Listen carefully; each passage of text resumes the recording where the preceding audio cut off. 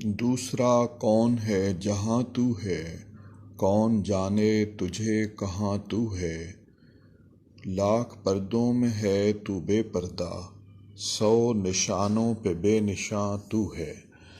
نظم کا عنوان حمد ہے اور شاعر امیر مینائی ہیں۔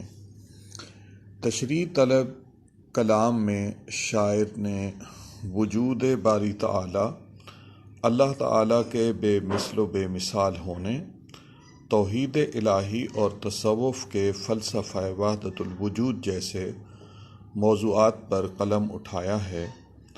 بارگاہ الہی میں یہ سوال کیا گیا ہے کہ اے ہمارے رب، جہاں تیری ذات ہے وہاں تجھ جیسا اور کون ہو سکتا ہے؟ کس کی یہ جرأت و مجال کہ تیری ذات کو سمجھ سکے؟ تو لاکھ پردوں میں پوشیدہ ہونے کے باوجود بھی بے پردہ ہے۔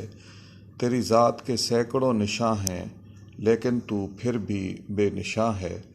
تیرا وجود ایک ایسا راز برحق ہے جسے انسان مان تو سکتا ہے لیکن سمجھ نہیں سکتا۔ مرزا غالب نے یہی بات ان الفاظ میں بیان کی ہے: جب کہ تجھ بن نہیں کوئی موجود، پھر یہ ہنگامہ اے خدا کیا ہے۔ پہلے شعر میں وجود باری تعالیٰ کے حوالے سے کہا گیا ہے کہ اللہ تعالیٰ ہر جگہ موجود ہے، کائنات کا کوئی گوشہ بھی اس سے خالی نہیں ہے۔ وہ اپنی تمام تر صفات اور کمالات کے ساتھ ہر جگہ جلوہ افروز ہے، مگر اس جیسا کوئی نہیں۔ وہ بے مثل و بے مثال ہے، معبود برحق ہے، اس کے سوا کوئی عبادت کے لائق نہیں۔ اگر کوئی بندہ اس کی ذات یا صفات میں کسی کو شریک ٹھہرائے گا تو شرک جیسے ظلم عظیم کا مرتکب ہوگا۔ اللہ کی ذات واجب الوجود ہے، اس بھری کائنات میں اس کی مثال نہیں مل سکتی۔ اللہ تعالیٰ نے اپنی لاریب کتاب قرآن مجید میں ارشاد فرمایا ہے: لیس کمثلہ شیء، کوئی چیز اس کی مثال نہیں ہو سکتی۔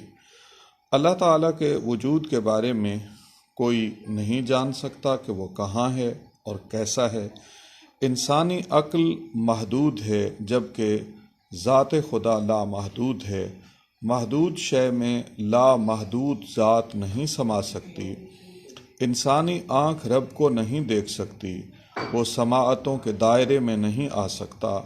انسانی ہاتھ اسے چھونے سے قاصر ہے۔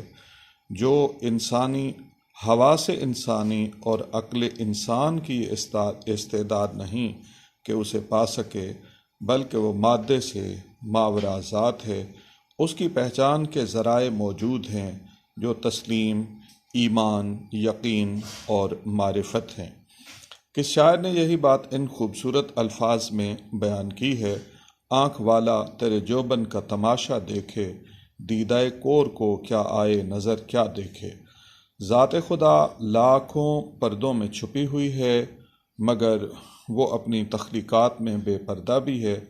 اللہ تعالیٰ کے اسماء میں الظاہر والباطن زبان زد عام ہیں، جن سے مراد ہے کہ اسے مادی آنکھ سے نہیں دیکھا جا سکتا، لیکن دن اور رات کی تبدیلی میں، چلتی ہوئی ہواؤں میں، کائنات کی وسیع فضاؤں میں، انسانی شکلوں اور آوازوں میں، اسی طرح ہر قسم کی مخلوق کو دیکھ کر اس خالق کے بارے میں ضرور سوچا جاتا ہے۔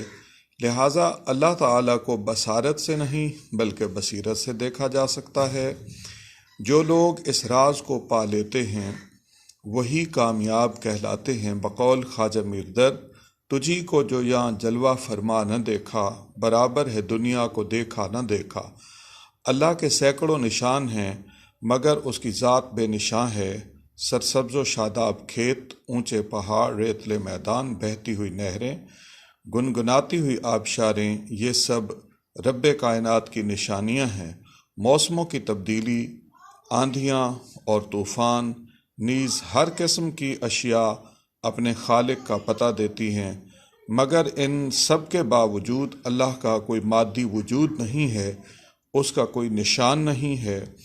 اگر اس کا کوئی مادی وجود ہوتا تو وہ لائق اشارہ ہوتا۔ جو چیز لائق اشارہ ہو محدود ہو جاتی ہے، اللہ لا محدود ہے۔